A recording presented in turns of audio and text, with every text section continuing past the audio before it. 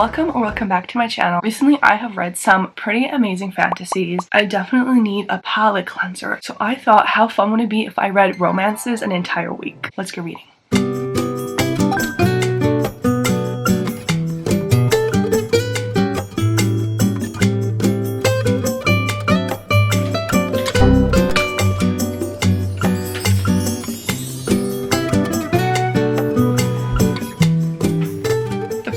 I picked up was Love Theoretically by Ali Hazelwood. The other book I read, Love on the Brain, I really enjoyed it. It was a really cute romance. I rated it a 3 stars. And as a woman in STEM, I just really deeply appreciate Ali Hazelwood and her STEM spin on romance books. Love Theoretically, honestly, just blew it out of the water.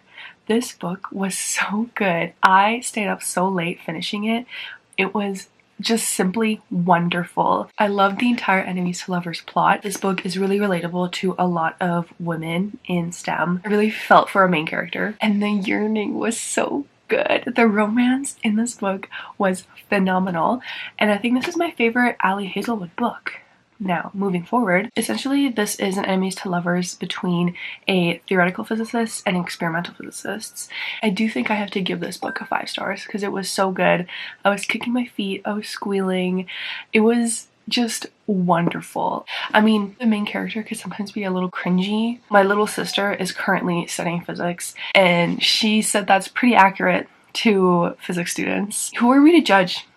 Honestly, maybe we shouldn't. If she's enjoying her life, what else is there? Let a girl be happy. The long-awaited day has finally come, and I'm picking up Betrayed by Emily Henry. Honestly, I also can't believe that I haven't read it yet. And I think there's 2 main reasons for it that are kind of opposites. The first one is I'm worried I'm not gonna like it, and it's been hyped up so much, and I'm worried I'm gonna be a hater. And the second one is I, in my core, feel like I am gonna like this, so I've been just pushing it back, just savoring the moment I get to read this book. And there's a secret third reason, and that's because I keep waiting for the perfect moment to read it, and then the perfect moment never shows up.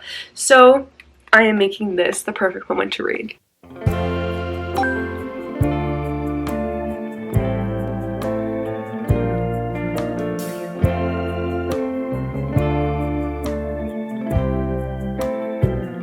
Hey, so I'm like 300 pages into Betrayed, and it is nothing short of amazing. It, in my opinion, has deserved every single ounce of hype I have ever heard of in my life.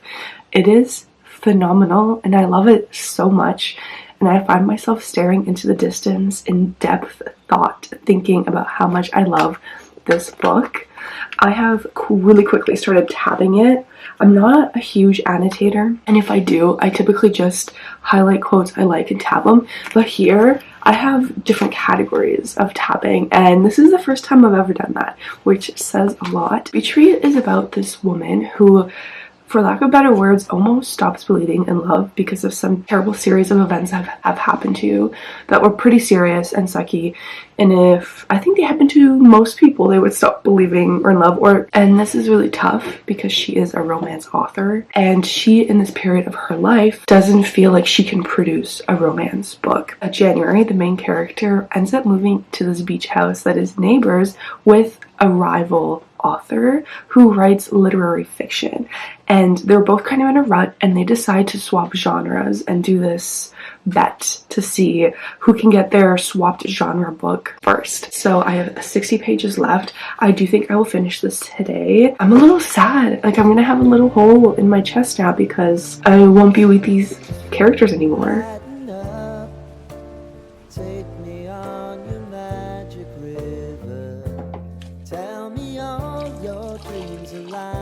Hey, it's a very gloomy day today, so I've got a little cup of tea, and let's talk about Betrayed. I finished Betrayed just a little bit ago, and it was nothing short of phenomenal. I 100% buy into the hype that the world has around this book. This book differentiates so well between all of her other books. Like, this is just on another level. And something about Betrayed that I thought was so satisfying was how everything was a closed circle at the end, and it was just such a finished ending. It was like a little present with a bow. I didn't leave the story with any questions, any plot holes. I also felt like Emily Henry just painted such a wonderful picture in my head. I could visualize the cabins so well. I just could see it so well, and I felt like I was there with them. Yeah, safe to say I truly loved Beach Read so much. It now lives in my head rent-free, and now this is going to be one of my comfort reads. Easy 5 stars. And if you were like me and have never read it, girl, get on it. This is so good. Anyway, the next book we're reading is one Haley Pham has been raving about, and that's Between Us by Mahari McFarlane. I've honestly have not heard of Mahari McFarlane until Haley Pham like read all of her books.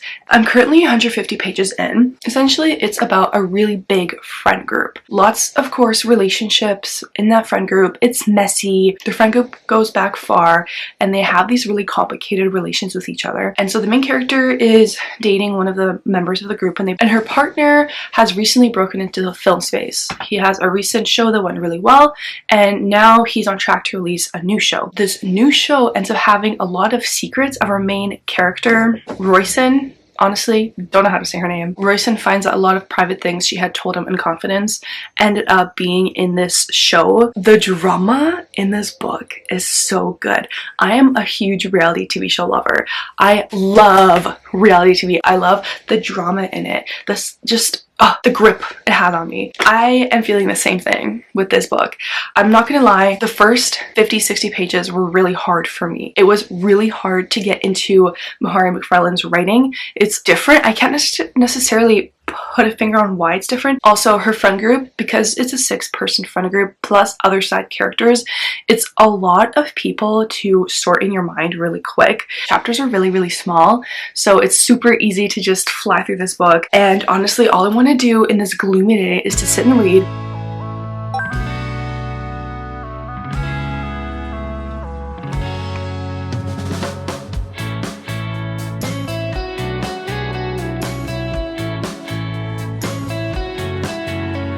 So I finished Between Us by Mahari McFarlane. I did learn how to say her name correctly after reading the acknowledgements at the end. I won't lie, I finished it and I was really disappointed. The depiction of a broken and breaking relationship was really good. Honestly, it just felt like, to me, too much was attempted to be accomplished in 300 pages. Because the bulk of the book, you would imagine, is essentially the breakup and this broken relationship. And again, that was done excellently. But even in the last line of the blurb, it says, yet the most unexpected twist of all is an old friend who's suddenly there for Rosen in ways that she never thought she'd needed. And that plot line was so weak, in my opinion. I felt like it was not thought through. It was extremely rushed.